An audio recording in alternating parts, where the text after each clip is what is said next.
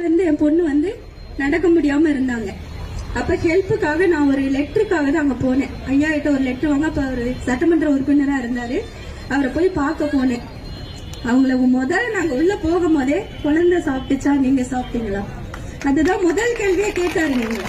நாங்க வறுமையா அப்ப நான் ரொம்ப கஷ்டப்பட்டேன். ஹவுஸ் கீப்பிங் வேலை, டாய்ஸ் கம்பெனில ஒர்க் பண்ணேன். நீங்க நான் சிவனடியாரா ஆயிருக்கேன்னா இங்க கேப்டன் தான். அவரு நான் கொடுத்த தன்னம்பிக்கை ஊக்கம் தான் நான் இந்த அளவுக்கு இருக்கேன். போய் பார்க்கும் போது லெட்டர் கேஎம்சி கீழ்ப்பாக்கம் அரசு மருத்துவமனைக்கு கொடுத்தாருங்க.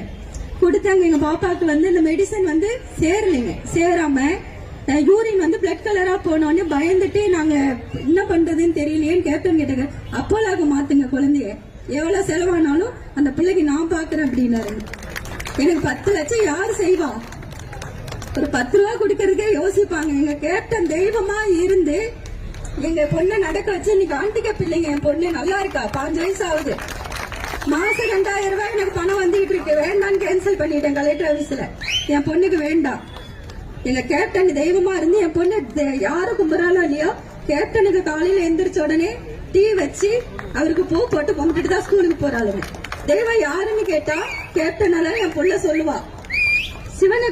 சிவனுக்கு முன்னாடி இப்ப எனக்கு கேப்டன் தெய்வமா இருக்காருங்க. அதுக்கப்புறம் சிவனடியாரா மாறி போனேன். சொந்தத்தை தேடி போகாதீங்கம்மா, தெய்வத்தை தேடி போங்க அப்படின்னு சொன்ன வார்த்தை தான் நீங்க நான் சிவனடியாரா மாறி இருக்கேங்க.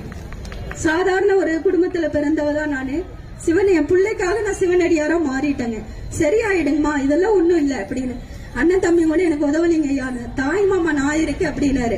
என் தம்பி கூட அந்த வார்த்தை சொல்லலீங்க. அந்த நேரத்துல தாய் மாமா நான் இருக்கேன் உங்களுக்கு என்ன அப்படின்னு கேட்டாருங்க. யாரு இந்த வார்த்தையை கேட்பாங்க சொல்லுங்க?